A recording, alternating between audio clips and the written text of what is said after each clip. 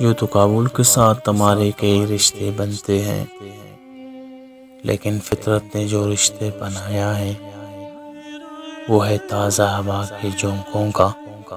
یہاں ہوا ان دونوں دیشوں کے درمیان سندیشوں کا کام کرتی ہے۔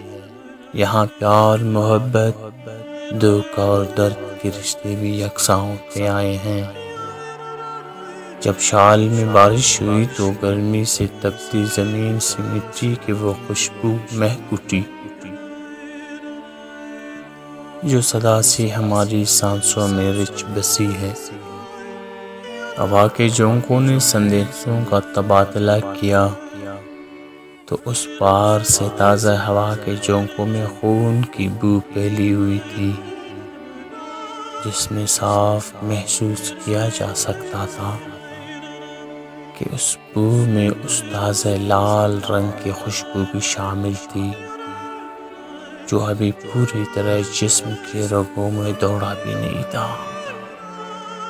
ان ماؤں کی ممتا کے خون کی خوشبو بھی شامل تھی جو گود میں اٹھائے بچے کی پہلی سانسوں میں پھیل جاتی ہے اور اس کی زندگی بھر کی مہک بن جاتی ہے۔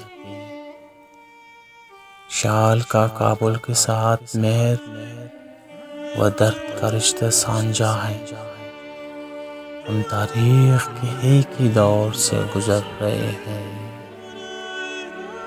شال اور کابل میں ماؤں کا درد ایک ہے، جہاں بچہ جننے اور اس کو جوان کرنے میں صدیوں کا خوف اور دکھ درد تنہا ہے۔ یہاں حکم ہے کہ بیٹا نہ جنا جائے، لیکن موسیٰ جیسے کرداروں کو آنا ہی ہوتا ہے۔ یہ فطرت کا اپنا فیصلہ ہے۔ صاف دیکھا جا سکتا ہے کہ کابل کے ماؤں نے نوزائیدہ بچوں کو گود میں چھپایا ہے۔ کہانی ابھی تمام نہیں ہوئی۔ شال میں اپنے جوان بیٹوں کی تلاش میں سرگردان ماؤں نے کابل سے آنے والی تازہ ہوا کے جھونکوں میں کابل کے ماؤں اور شال میں اپنے جوان بیٹوں کی تلاش میں سرگرداں ماؤں نے کابل سے آنے والے تازہ ہوا کے جھونکوں میں کابل کی ماؤں اور ان کے نومولود بچوں کے خون کی مہک بہتر طور پر محسوس کی ہے۔